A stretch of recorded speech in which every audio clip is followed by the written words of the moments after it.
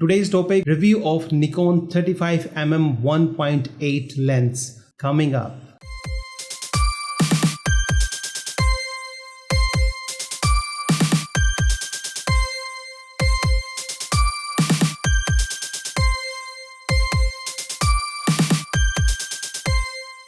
Hey, what's up? This is Harshvardhan and welcome to another superb episode.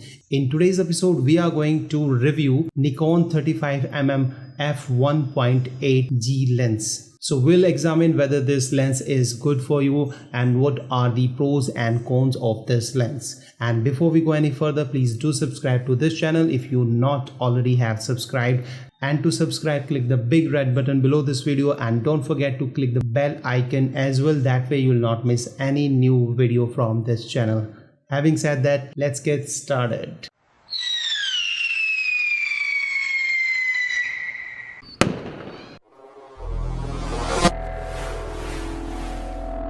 So first of all, let me tell you a few things about 35mm f1.8G lens. This lens is very affordable lens. This lens is called the prime lens and this has the widest aperture, that is f1.8. This is an autofocus lens. So you have both the options. You can autofocus and you can switch to the manual focus as well. And this lens has a fixed focal length of 35mm. So let me give you 3 reasons why you should go for this lens. Number 1 reason, that this lens gives you the great amount of bokeh. If you are a bokeh lover and if you don't know what is bokeh, then let me tell you that bokeh is the blurriness of the background and which separates your subject from the background, and that makes your portrait or images flattering. So this lens has the widest aperture of 1.8, which gives you a lots of bokeh and it blurs the background and it makes your subject stand out. So that's very useful, and that is the reason this is also called the fast lens. Fast lens means you can take the better shots even in the low light area. So having f1.8, which is the lowest aperture on this lens, you can control how much depth of field you want. So you can get the shallow depth of field very easily with this lens, which is otherwise not possible with your basic kit lens or any other lens which is not the prime lens. So that is the advantage of this lens. So this is very useful for taking the portraits as well.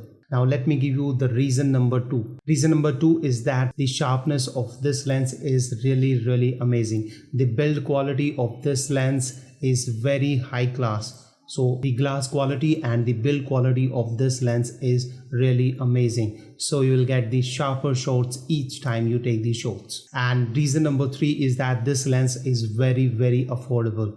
It costs around 10,000 in Indian rupees and less than $200, and that's why this lens is very popular. And now let me give you some cons or disadvantages of this lens, which are not the disadvantage as such, but still I'm giving you these 2 reasons. Number 1, that this lens has a fixed focal length, which means you cannot zoom in or zoom out, and to move closer and far away from your subject you need to use your legs. The second reason, which is not the con in fact, but let me tell you that if you shoot at 1.8 you get very small amount of sharp areas. That is why it's possible that you may get the blurry shots. However, you can avoid this by shooting at f2.8, which gives you much sharper areas and that eliminates the possibility of blurriness. However, this is not related to the lens. This is related to the shooting technique. But still, if you want, you should consider this point. And now the conclusion, and my conclusion is that this lens is really amazing. This lens can replace your everyday lens. Reason being that its focal length is very workable. So even in the small areas, if you are shooting indoor, this lens gives you the enough space to take the shots. Whereas if you are using the 85mm lens, in that case you need a larger space or you need to go out to take the shots. But the focal length of 35mm is really amazing. The sharpness, the quality of the images, all are amazing. So you should not consider twice buying this lens. And the moment I have purchased this lens, it has just replaced my everyday lens, and it is my everyday lens. Every day I shoot with this lens. be it portrait, be it still life, or I even use this for the landscape images. I have put the link of this lens in the description section. Go check that out. And now is the time for the question of the day.